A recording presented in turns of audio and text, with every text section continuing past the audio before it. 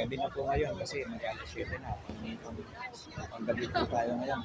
Ulit, medyo magulo yung schedule. May pang-umaga pa nga tayo. Hapon, ang gabi, umaga, tapos may labas pa tayo isa. Wala, ito kaya ganun eh. Hindi naman natin pwede ganun. Kaya na lang natin. Basta importante pwede yung ating kalusugan ng masigla tayo. Ayan lang talaga.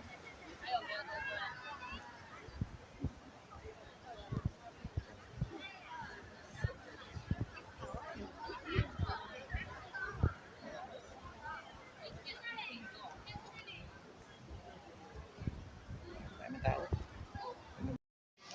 Marami yun.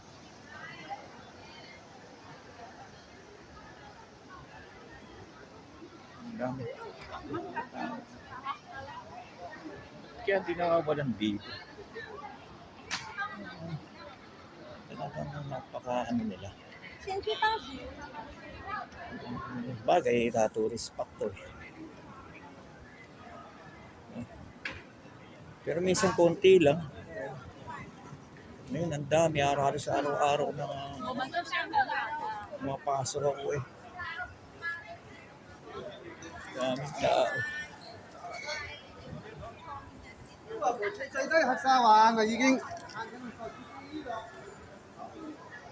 na kayo kasi hindi tayo lagi dito tayo lagi dumadaan.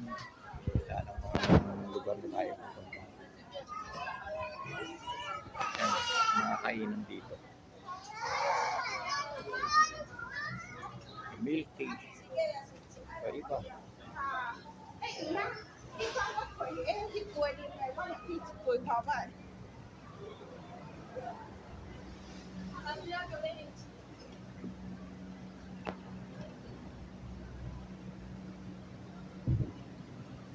Paggabi. Tayo. Hanggang linggo.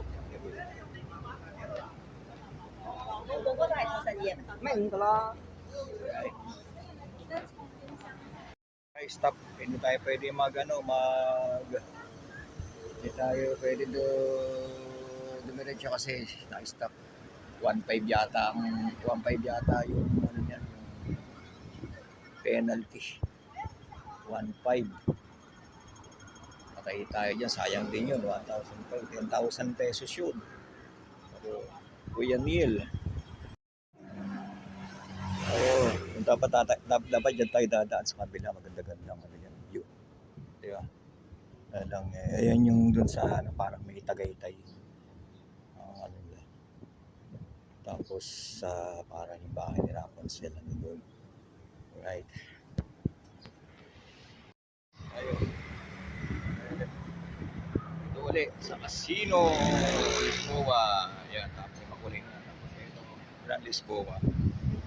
Lisboa yan. Malaking building yan. China, ano yan? China bangko yan. China bangko.